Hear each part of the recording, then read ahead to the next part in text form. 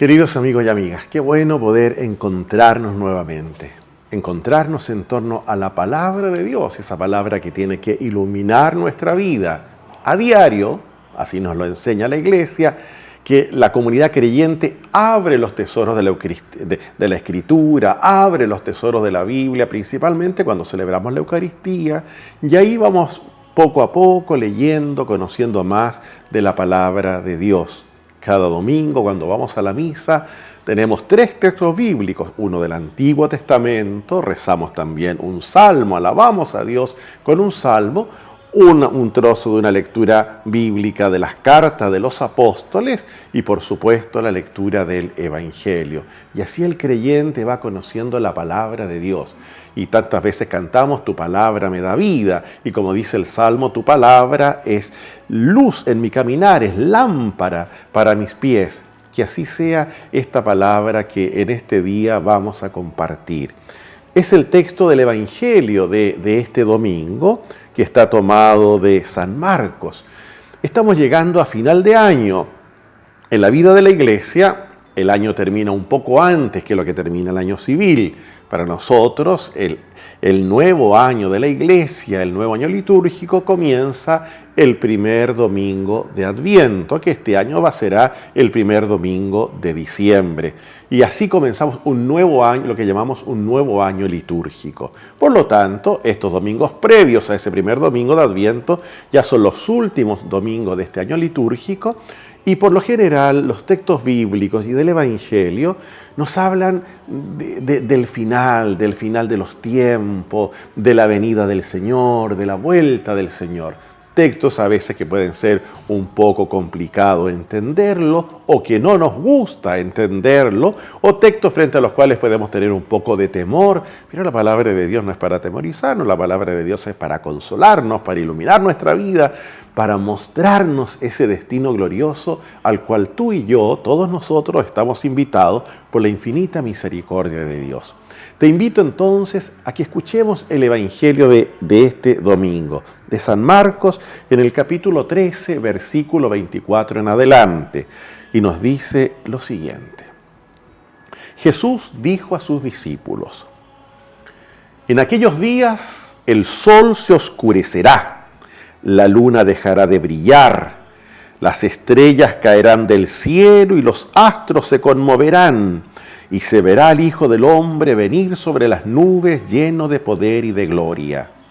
Y Él enviará a los ángeles para que congreguen a sus elegidos desde los 4 puntos cardinales, de un extremo al otro del horizonte. Aprendan esta comparación tomada de la higuera. Cuando sus ramas se hacen flexibles y brotan las hojas, ustedes se dan cuenta de que se acerca el verano. Así también, cuando vean que suceden todas estas cosas, sepan que el fin está cerca, a la puerta. Les aseguro que no pasará esta generación sin que suceda esto. El cielo y la tierra pasarán, pero mis palabras no pasarán. En cuanto a ese día y a la hora, nadie los conoce, ni los ángeles del cielo, ni el Hijo, nadie, sino el Padre. Hermoso texto, pero también podemos decir difícil de entender. Y un texto que a muchos les puede producir temor. Todos nosotros hemos hablado o hemos escuchado acerca del fin del mundo. Eso es algo propio de nuestra creencia como cristianos.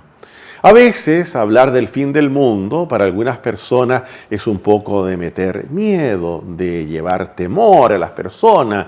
El fin del mundo ya viene y por lo tanto, no sé, hay que hacer muchas cosas y por supuesto prepararnos para ello y que viene el fin del mundo y bueno, y todo se acabará y el Señor vendrá a juzgar. Todo eso es verdad, todo eso es verdad. Pero mire, la Iglesia, cómo tomando la enseñanza del Señor también nos enseña a nosotros hermosamente.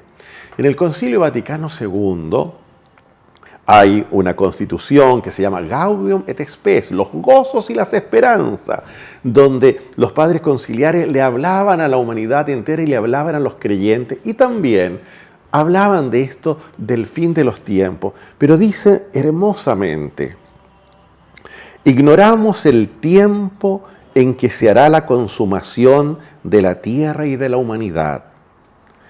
Tampoco conocemos de qué manera se transformará el universo. La figura de este mundo afeada por el pecado pasa, pero Dios nos enseña que nos prepara una nueva morada y una nueva tierra donde habita la justicia y cuya bienaventuranza es capaz de saciar y rebasar todos los anhelos de paz que surgen en el corazón humano. No obstante, la espera del Señor, la espera de una tierra nueva, no debe amortiguar, sino más bien avivar la preocupación de perfeccionar esta tierra donde crece el cuerpo de la nueva familia humana. Así nos enseña la Iglesia esa verdad que, basada en lo que nos enseñó Jesucristo, que basada en la palabra de Dios, nos dice que la figura de este mundo como la conocemos va a pasar. No sabemos ni el día ni la hora, lo dice el Señor, pero este mundo será transformado. A este mundo nosotros esperamos de que el Señor llegue con toda la fuerza de su poder a reinar.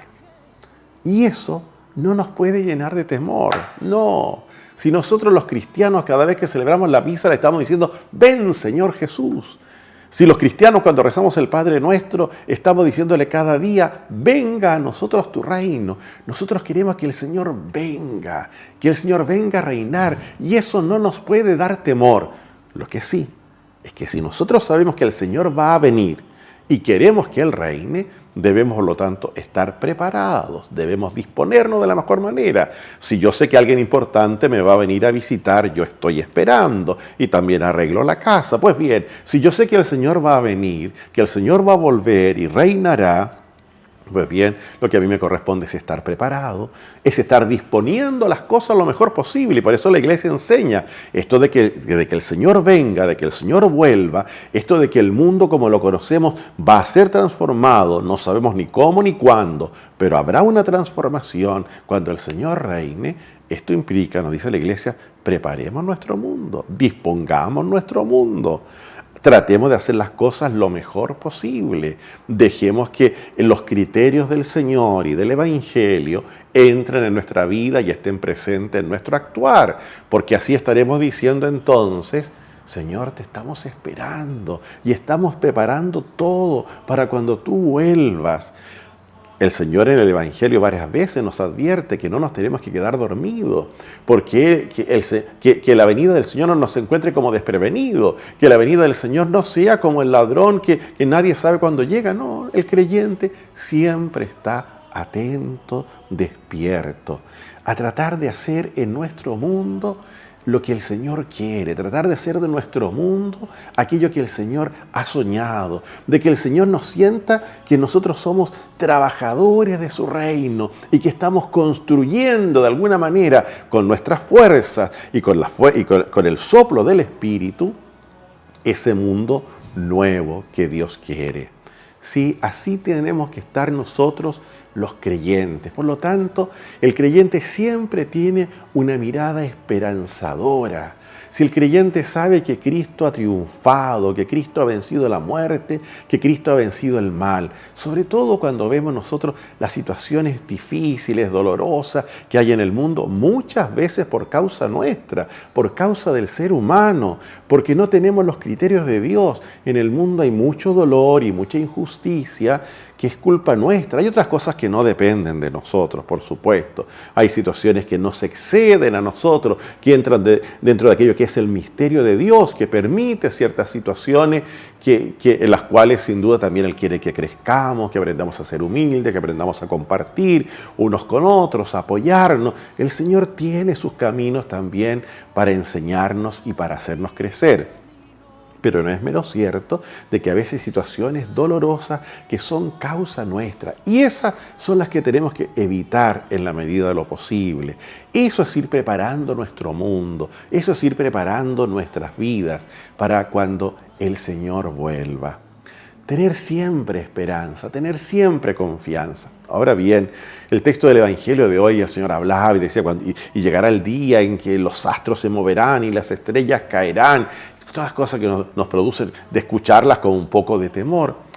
Pero en la realidad de nuestras vidas, ¿cuántas veces como que el cielo se nos ha venido encima? ¿Cuántas veces como que la tierra se nos ha abierto ahí ante nuestros pies? ¿No sucede eso ante la muerte de un ser querido, ante la muerte o el sufrimiento de un inocente, ante un quiebre familiar, ante la pérdida de un trabajo? No sé, de repente seguridades que teníamos y como que nos son quitadas. Es como que la tierra nos tragara, es como que el cielo se nos viniera encima. Pero el creyente, si tiene su mirada puesta en el Señor, si no se suelta de su mano, enfrentará esas dificultades. Por supuesto que son dificultades y que nos duelen, que nos pesan, por supuesto que nos duelen, pero las enfrentaremos con esperanza. El creyente sabe que el Señor le tiene de su mano. El creyente sabe que el Señor no le deja y podrá entonces llorar como lo hizo la Virgen Santa, cuyo mes estamos celebrando, llorar pero de pie. Y a través de las lágrimas saber vislumbrar la luz gloriosa de un Dios que es triunfador, de un Dios que vence sobre el mal, de un Dios que quiere reinar en nuestras vidas. Sí, que el Señor trabaje en cada uno de nuestros corazones, en cada una de nuestras existencias, para ser transformados también nosotros y para que ya desde esa transformación que vamos recibiendo, colaboremos en la transformación de nuestro mundo, preparándolo así para cuando el Señor vuelva. Ante la venida del Señor, no hemos de tener miedo, no hemos de tener temor, pero sí estar despiertos y estar trabajando para que cuando el Señor vuelva, le podamos decir, tú y yo, salir a su encuentro y decirle, Señor, te estábamos esperando. Señor, estábamos haciendo lo posible para preparar nuestras vidas y nuestros mundos para que tú reines. Venga a nosotros tu reino, Señor. Digámoselo con fuerza en estos días. Hermanos y hermanas, que el Señor ilumine nuestras vidas. Y a propósito de esto mismo que estamos comentando, en este fin de semana, la iglesia que camina en Chile hace oración de manera especial por los que llamamos la iglesia perseguida. Tú y yo estamos viviendo momentos difíciles en la historia de la iglesia en Chile. Todos sabemos lo que nos toca pasar. Pero en el mundo hay muchos hermanos nuestros que sufren persecución por el hecho de ser cristianos, de ser católicos. Leí ayer una noticia que no sale en los noticiarios, porque parece que no le interesa al mundo. En un país de África, en la República Centroafricana, en la catedral, 40 muertos por el hecho de ser cristiano y de estar ahí en la catedral. Lo vimos de repente en noticias sobre el Oriente Medio, en Siria, en Irak, guerra, muerte, persecución. En muchos casos, echar a los cristianos, echarlos, dejar sus casas, lo que ellos han construido, lo que han logrado, fruto de familia, de trabajo, de esfuerzo, y tener que de un día para otro dejarlo e irse a vivir en campos de refugiados. De eso algo hemos visto en algunas oportunidades en la televisión o en las noticias.